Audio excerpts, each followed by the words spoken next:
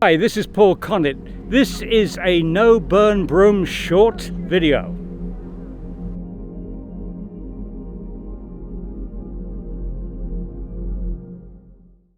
Now the other couple of issues are dioxins. By the way, PFASs are called two things: the forever chemicals, because they're so difficult to destroy, and they're also called the dioxins of the 21st century. Well, I was very much involved with the dioxins of the 20th century when we were fighting incinerators in the United States.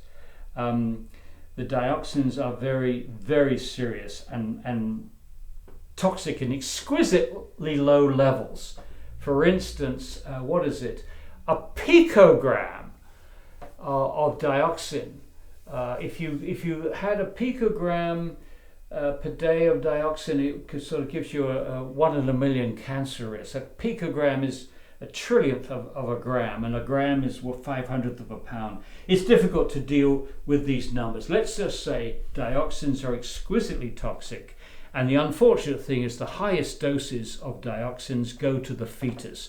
A woman accumulates these dioxins in her fat. She can't get rid of them.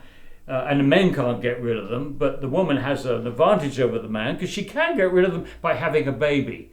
But the advantage to the woman is to the disadvantage of the most fragile human being, namely the fetus. So the fetus gets the highest doses of any dioxin that the mother has been exposed to, and these dioxins are endocrine disrupting chemicals. They interfere with hormones, they interfere with mental development, they interfere with sexual development. All kinds of processes in the body that are taking place during the developing fetal period and then developing infant can be interfered by these chemicals. That's why we're so concerned about them. And now we're going to be concerned about PFASs, which are slightly different in as much as the ones of major concern have turned out to be water soluble and end up in the groundwater. But the ones that are going to be produced in this facility are going to be, I think, fat soluble. They're not going to be captured by the wet scrubber, and they're the ones we have to worry about in Endicott. Now, the other issue which the DEC simply does not take seriously and does not regulate, and that is nanoparticles. Now, nanoparticles are particles less than 1 micron in diameter. They are very, very tiny. And the problem of producing very, very tiny particles is that your bag houses, your filters, your fabric filters, won't capture them. These are so tiny, they'll go through the spaces in the fabric. So they have no way of capturing those dioxins.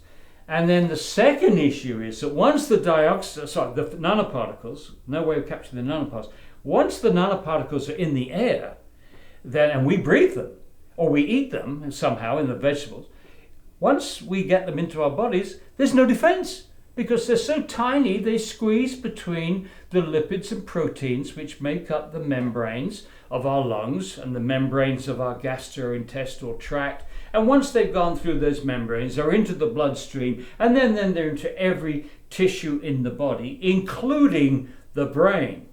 Now, in my talks, I often show an electron micrograph of a particle in the brain tissue which contains lead and barium and chromium and silicon, and it's not something that you want in your brain. But for years and years, I first showed those pictures about 2000, particularly in Italy, where they've done a lot of research on nanoparticles. And I would always get to this point in my presentation where I say, yeah, well, here they are. We know that you can find these in nearly every tissue in the body. But what we don't know yet is what they do to those tissues once they're lodged there. And now, of course, we do know, because the studies are beginning to emerge which are relating these nanoparticles in the air to health effects. And there was a study done in Montreal, it was published last year, 2019, which showed a relationship between nanoparticles in the urban air and an increase in brain cancer amongst citizens. So you have, and the levels were minute. It was literally 10,000 nanoparticles per cubic centimeter, which is about a billionth of a gram, would increase the brain cancer rate, was associated with an increase in brain cancer of 10%. 10% increase, just having this minute number of nanoparticles. And why is that? And why is the DEC wrong not to take this seriously? August the 1st, we got a letter from Tom Elter responding to that. And he said, oh, we've been living with nanoparticles. You get nanoparticles when you burn wood, when you burn gas, and your picnic stuff. We've learned to live with nanoparticles. Oh, my no. These people shouldn't be running a bicycle shop, really. They don't understand the chemistry. They really don't.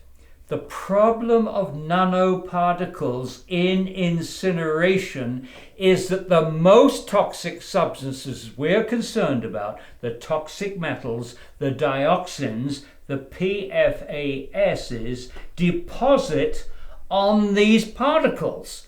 They deposit as a function of surface area. The larger the surface area, the more material is going to deposit on it. And if you had a lump of material, the surface area gets bigger and bigger and bigger, the surface area, as the particles get smaller. So supposing you had a brick and you started to divide it in half, in a quarter, in an eighth, in a 16th, each division gets smaller particles with a greater and greater and greater surface area compared to the original surface area.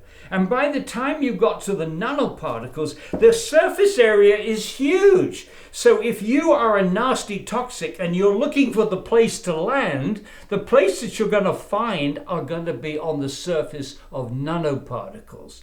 And if you don't capture those, then they're going to end up in the air, and they're going to end up in our babies' tissues, our tissues, and so on. In fact, the incinerator